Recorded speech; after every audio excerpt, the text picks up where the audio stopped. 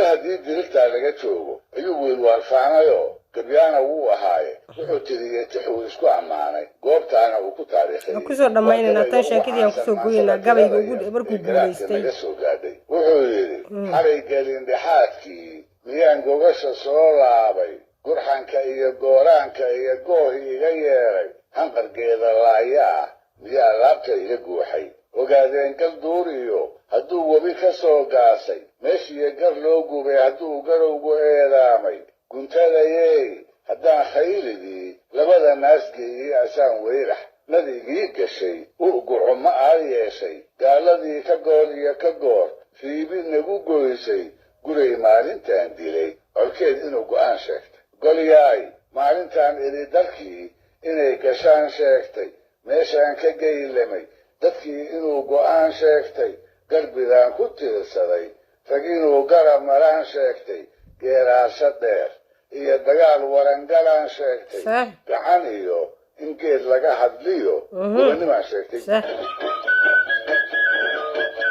goobtaa kala laabtay waa dhalaartii uu isagu gashaday baalkii dheeraa ee guyaasha badan gaalguray uu madaxa ku sidan jiray waa dhalaartii maalintii xigtay qoraxdii oo aan weli dhicin ay loodii bartidhaceelkii soo wada gashay iyadoo uu u hor cabbay saciigolyo la odhan jiray ee caaradka ahaa garaadkuna uu lo'diisa ugu jeclaa waxay ahayd jigjiga iyo agagaarkeeda dhalaartii uu geesigaasi soomaalida u soo gacan geliyey halkaasoo si ay ku joogaanba ay weli ku dhaqan yihiin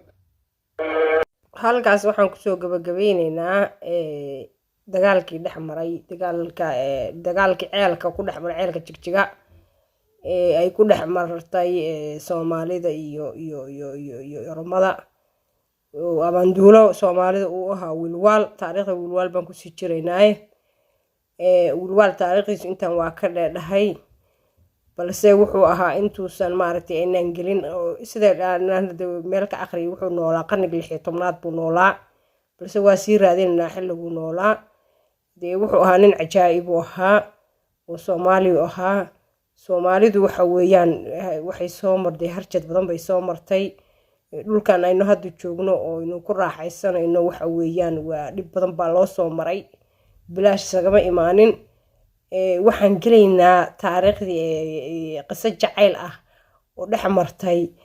wiilwaal iyo dahbaduula gabar caqli badan oo aad u caqli badan oo u guursaday wiilwaal qiso aad u macaan waaye qiso jacayla waaye bal taasna ay la soco. Assalaamu calaykum waraxmatullaahi wabarakaatu.